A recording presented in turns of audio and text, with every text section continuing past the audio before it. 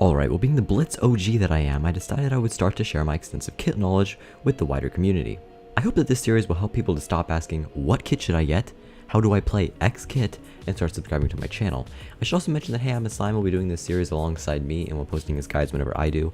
If you'd like to check those out, he'll be covering Slimy Slime this week, and the link to that video will be in the description. Alright, so this week I'm going to be covering Horsetamer. Its pros and cons, how to play it, what map is best to play it on, and how it compares to other kits.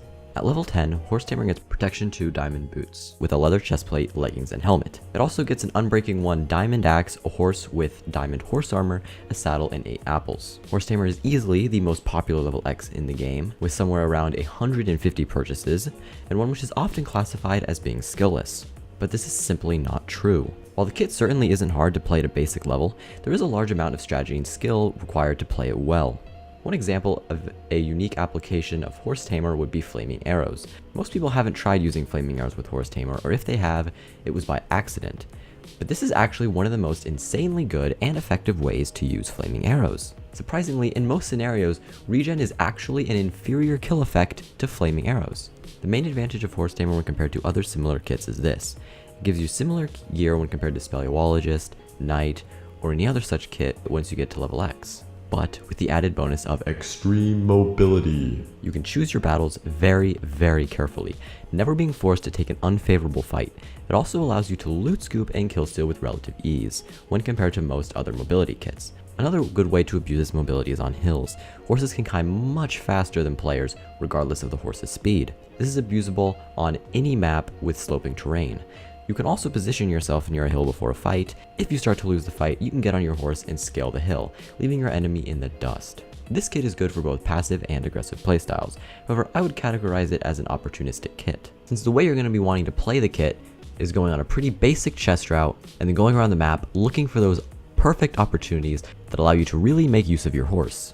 This kit leaves 3 armor pieces to be upgraded, those being your chestplate, leggings, and helmet. So a chest route is greatly appreciated. However, the only way going on an extensive chest route is really acceptable is by doing so on your horse. This speeds up the time it will take you to complete your route and allows you to play the more aggressive, opportunity-based playstyle you would prefer. Alright, let's talk about maps, since maps matter more when talking about when to use this kit than just about any other, and vice versa.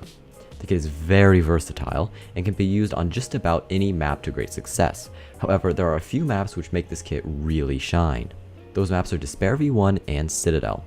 It's great for Despair V1 for a few reasons, one of which we discussed before. The map is almost entirely made up of hills, or rather one big hill, meaning that if you run Horsetamer, you will have much better mobility than any other non-Horsetamer player in that game. Not to mention that the map is surrounded by one deep water, which players will use to escape quite frequently. However, with the water only being 1 block deep, this means that you can easily traverse it using your horse, lessening your enemy's options for escape. The reason it's good for Citadel is very simple and has made the map riddled with Horsetamers since it was first released back in 2014.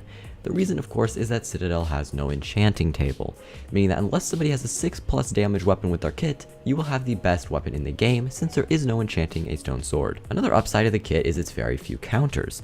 The main risks Horsetamer faces are items that can disable, kill, or further lessen the potency of your horse, such as power bows and damage over time, such as fire or poison because the damage ticks cause your horse to rear up and stop moving. Both of these have means of killing or disable your horse, which makes fighting them quite a pain. Another thing that you should look out for are fishing rods.